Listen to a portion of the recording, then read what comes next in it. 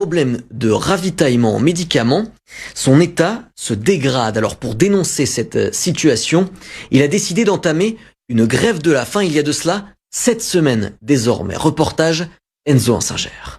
Mon pied droit étant fortement nécrosé, je dois me rendre aussitôt là aux urgences à l'hôpital de Marseille. Un rendez-vous pour se faire amputer le pied, conséquence d'une inaccessibilité à son traitement depuis 4 mois.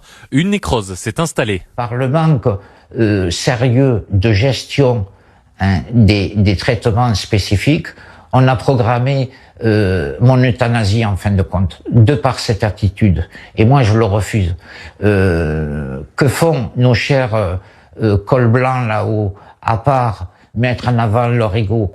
On diminue les budgets en relation avec la sécurité sociale. Nous, les premières victimes, ça sera déjà les personnes en situation de handicap. Je vais laisser un pied à cause de cela. Pour dénoncer sa situation, Pascal a décidé de mener une grève de la faim. Il entame sa 7e semaine sans manger. Je suis dans cette phase d'action ultime. J'ai pas le choix. On me prive de mes traitements. C'est pas moi qui néglige la prise de mes traitements. On me prive de mes traitements. J'ai pas le choix. Mon état s'empire.